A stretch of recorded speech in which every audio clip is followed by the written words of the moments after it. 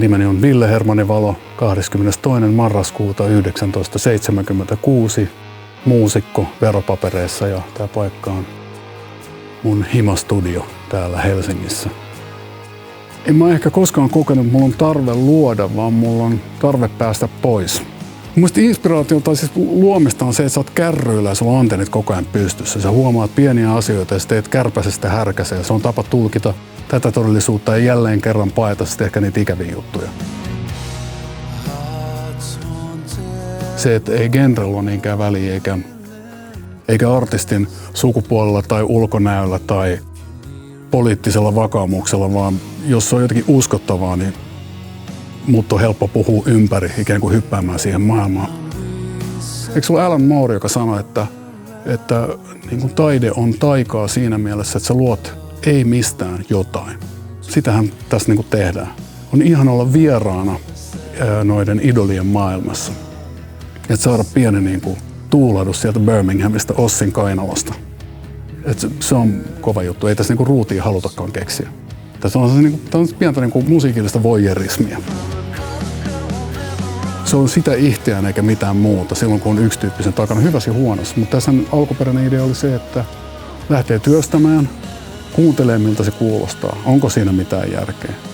Mielestäni olennaista on pitää itseään varpaalla. Olennaista on se, että ei toista itseään. Mielestäni olisi ollut hirveän halpamaista alkaa yrittää kasaa Him 2, eikä siinä olisi ollut mitään tolkkua. Tai jos mä nyt sanoisin itselleni, että lähdepäs tekemään tyhjästä levyä, niin kyllä pitäisin itseäni hulluna. Mutta sitten kun se aloitti, niin ei sitä voinut lopettaa kesken.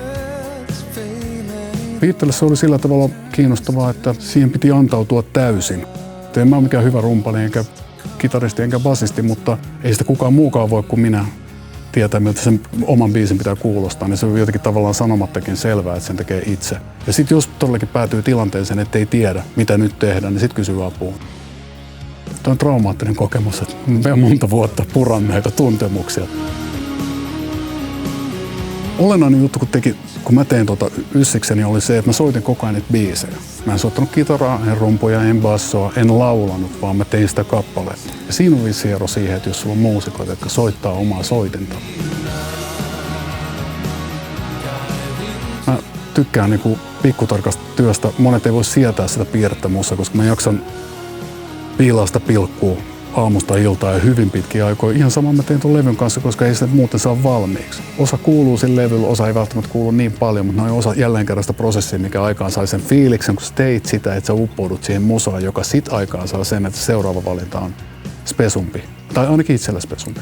Että muusikon pitää itse uskoa omaan kappaleensa silloin, kun sitä tekee, mutta sehän sen jälkeen, kun se on julkaistu, niin se elämän vasta päättää sit yleisö. Ehkä laatu tarkoittaa sitä, että musiikki koskettaa. Ja se, millä tasolla se koskettaa, niin sillä ei ole merkitystä, kunhan se resonoi. Musiikki soundaa parhaalta silloin, kun on auringonlasku ja sä oot vaikka sun rakkaan ihmisen kanssa käsi kädessä katsomassa sitä auringonlaskua. Ja se on jossain taustalla ihan sama, mikä se väline on. Sillähän ei mitään merkitystä. Tulee surun hetkeä tai ilon hetkeä, niin se musiikki voi olla siellä tukena ja turvana. Se on mun mielestä musiikki on hienoimmillaan silloin, kun se on osa elämää. Kyllä se lähtee ensimmäisestä sanasta ja ensimmäisestä nuotista. Jos sä et tunne sitä, jos se ei resonoi, niin sä et jatka, vaan se, että se menee. Kunnes tulee se seuraava kappale. Ja nyt tuntuu tänään siltä, että laitetaan toi futsi. Eihän siinä ole mitään järkeä. Se on sitä niin kuin nimenomaan vaan hetkessä elämistä ja intuitio. Ja sen takia tämä kyseinen levy ja myös tämä tapa tehdä on mun mielestä kiinnostava, koska siinä on paljon hetkiä. Se on hyvin niin kuin intuitiivista. Siinä ei ole hirveästi sellaisia niin kuin etukäteen mietittyjä, että tästä levystä tulee tällainen. Tai että minä pyrin tällaiseen lopputulokseen, vaan haluan itse yllättyä sillä. Musiikissa hirveän tärkeät on kuitenkin ne niin kauneuspilkut ja ne onnistuneet mogat. Ja pienet nätit erheet, ne epävireet ja muut, se on sitä musiikkia ja taidetta. Niin, että osaa säilyttää ne ja hakea ne ja poistaa sitten ne pahimmat niin mätäpaiseet sieltä vierestä.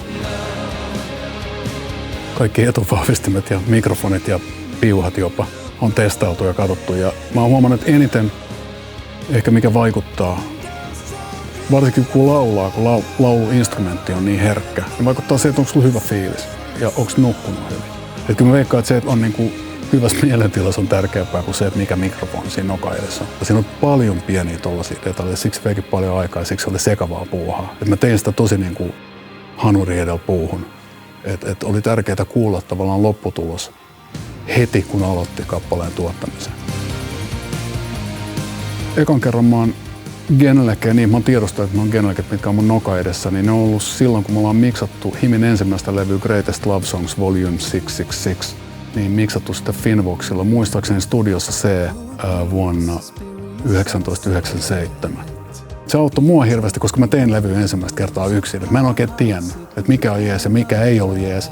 Ja sitten mä tiesin, että Geneleke on jees. Siinä on myös helppo valinta. Me päästiin niin kuin nopeammin keskittymään asioihin, jotka oli olennaisia. Eli onko tämä biisi hyvä?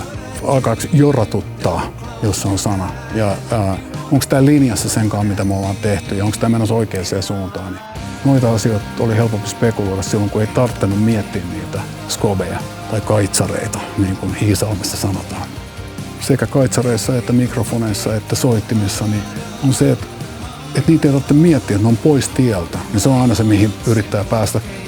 Se on hirveän helppo sanoa, mutta aika vaikea. Mulla ainakin kesti tosi kauan päästä sellaiseen pisteeseen, että et voi syyttää vaan itseään. Ei niin, että mä haluan itseäni ruoskia aamusta iltaan, mutta se vie paljon kysymyksiä pois.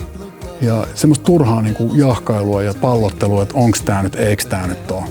Se vie sen pois, että voi keskittyä olennaisempaan, eli kahvin keittämiseen.